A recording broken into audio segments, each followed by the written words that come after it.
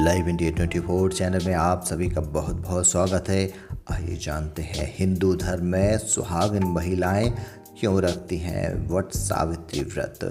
ज्येष्ठ मास की अमावस्या यानी 26 मई को वट सावित्री व्रत का मुहूर्त है। वट सावित्री व्रत एक खास व्रत है जो सुहागिन महिलाएं अपने पति की लंबी उम्र और सुखी जीवन के लिए रखती हैं।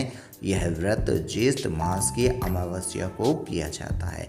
इस दिन महिलाएं वट यानी बरगद के वृक्ष की पूजा करती हैं और सावित्री की तरह अपने पति की लंबी उम्र की कामना करती हैं। सावित्री ने अपने तप, प्रेम और दृढ़ संकल्प से अपने पति को यमराज से वापस पाया था। इसी श्रद्धा और आस्था से महिलाएं यह व्रत रखती हैं। यह व्रत पति पत्नी के प्रेम और निष्ठा का प्रतीक माना जाता है। वहीं एक सामान्य मान्यता यह भी है कि महिलाएं त्रिदेव ब्रह्मा, विष्णु और महेश की पूजा करती हैं। मान्यता है कि ब्रह्मा, विष्णु और महेश बरगद के पेड़ में निवास करते हैं। अपने और परिवार के लंबे जीवन की कामना के साथ महिलाएं बांधती हैं बरगद के वृक्ष को रक्षा सूत्र।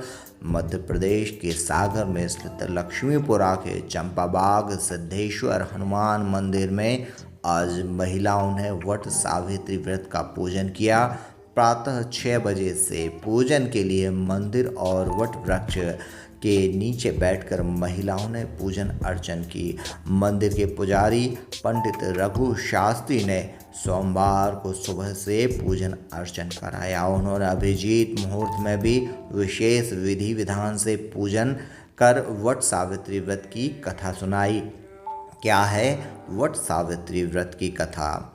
एक बार अश्वपति नाम का एक राजा था जो मद्र साम्राज्य पर शासन करता था। वह और उसकी पत्नी संतान थे।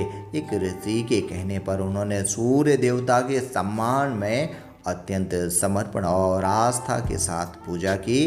भगवान इस दंपत्ति की तपस्या और भक्ति से प्रसन्न हुए और उन्हें एक कन्या प्राप्ति का आशीर्वाद देने का वरदान दिया।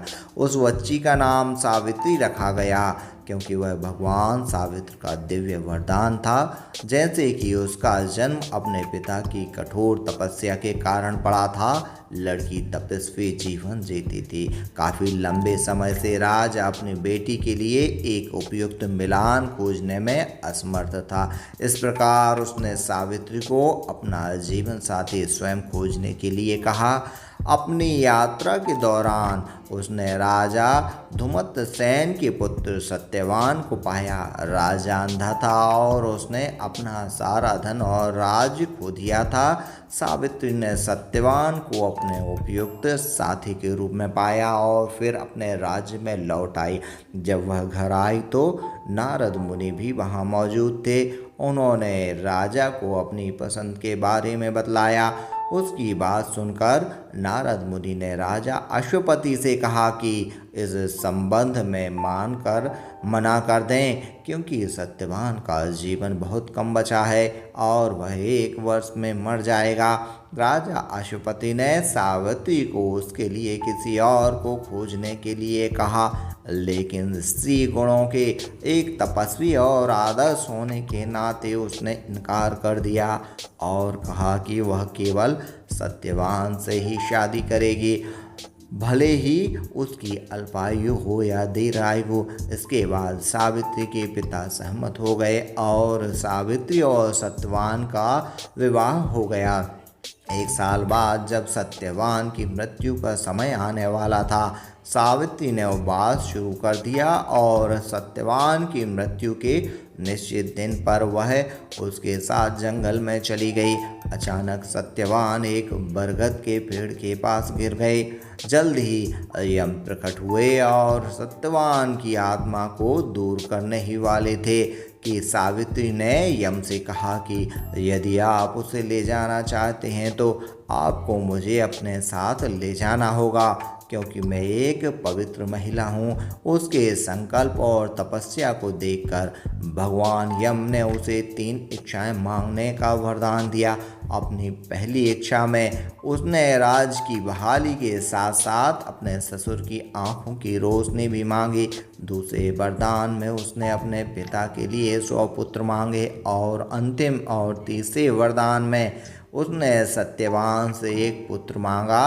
भगवान यम उसकी सभी इच्छाओं के लिए मान गए, पर सत्यवान को साथ ले जाने वाले थे। सावित्री ने उसे यह कहते हुए रोक दिया कि उसके पति सत्यवान के बिना बेटा पैदा कैसे किया जा सकता है। भगवान यम अपने शब्दों में फंस गए थे और इस तरह उन्होंने सावित्री की भक्ति और पवित्रता देखकर सत्यवान के जीवन को वापस कर दिया। वहीं बट वृक्ष की व्रत के साथ साथ इनके धार्मिक महत्व भी हैं। बट सावित्री व्रत पूजन का धार्मिक महत्व। यह व्रत ज्येष्ठ मास की अमावस्या को किया जाता है। इस दिन महिलाएं वट या बरगद के वृक्ष की पूजा करती हैं और सावित्री की तरह अपने पति की लंबी उम्र की कामना करती हैं। सावित्री ने अपने तप और दृढ़ संकल्प से अपने पति को यमराज से वापस पाया था।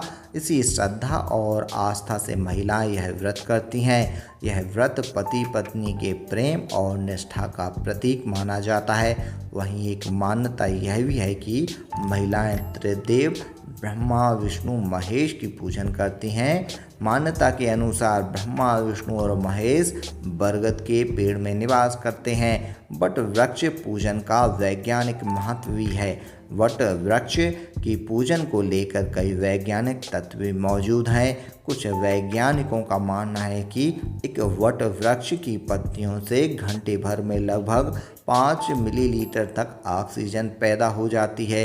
वहीं बताया जाता है कि एक बरगद का पेड़ एक दिन में लगभग 20 घंटे ऑक्सीजन प्रदान करता है। इसके पत्तों से निकलने वाला दूध जैसा पदार्थ दर्द निवारक औषधि के रूप में काम आता है।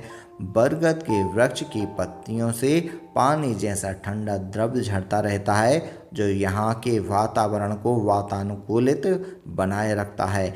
इस वृक्ष के पत्ते, जड़, छाल, फल सभी का उपयोग आयुर्वेदिक चिकित्सा में किया जाता है।